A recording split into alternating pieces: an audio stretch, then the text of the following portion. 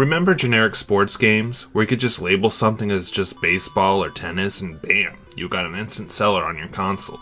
Back in the day, before anyone really cared about gaming IPs, I guess you could call sports games the most appealing thing to put on your system. Sports have many fans, so if you can just simulate the experience in video game form, give it multiplayer, and then bam, you have someone who will buy your console no problem.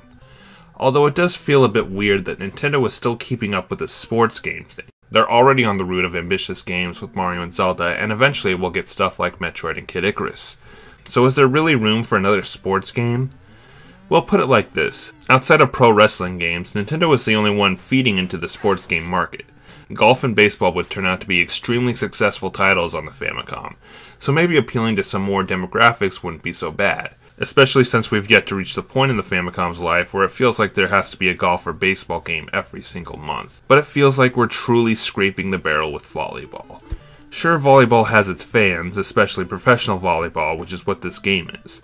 But at the same time, volleyball is a game I mostly associate with just getting together with friends and family and playing on a beach or a park's volleyball net.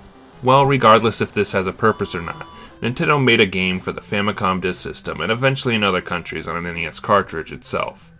Okay, my mistake. Nintendo had no involvement with this game. After all their major departments were making stuff like Mario and Zelda and Metroid. So why would they bother with a simple volleyball game? Let me introduce you to Pax Sofnica.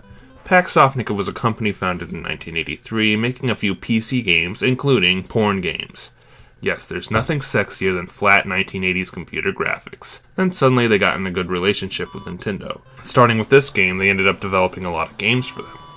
Sadly not in a way like Intelligent Systems, more like the C-tier stuff Nintendo made, like ice hockey and top-ranked tennis.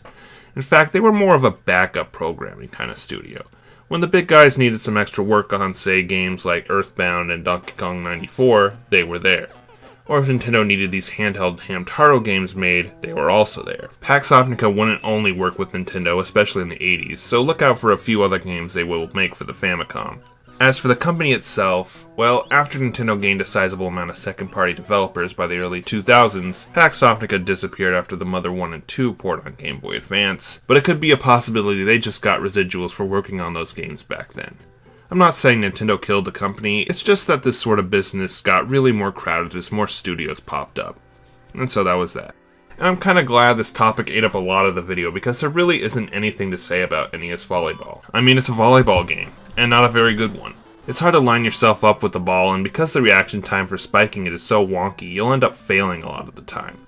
And like most other early sports titles, the AI is relentless. They'll always have the perfect strategy among their players to spike the ball.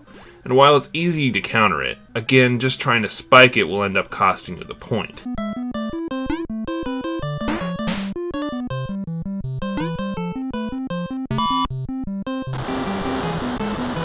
While some sports can easily be translated to 8-bit video game form, volleyball is a bit harder. I feel like with 3D graphics, volleyball video games should be easier to understand and play. Here, it's just a slog. Well, all that's left to do is comment on the weirder things about this game, like how all the characters are just humping the air. Yeah, I guess an artist was having some lonely nights. And you can choose between an all-women's team and an all-men's team, and the only major difference I see is that the ball moves a lot faster, because men aren't so delicate. And lastly, look at these teams. What a bizarre set. The USSR, China, Cuba, weirdly communist theme. And you know, if this game was designed for most of the markets the NES appealed to, you might see something like the United Kingdom, Germany, France, and yet not a single European country outside of the USSR. And yet they had to make room for Tunisia? You probably don't even know where this country is, and no offense to my Tunisian followers, but I didn't either. Well, it's a country in North Africa. And outside of soccer video games, it's probably the most representation Tunisia ever got in a video game. Except in all these video games, before anyone comments, it's a joke. So thank you, T. Hashishita, for your great work representing the glory of Tunisia.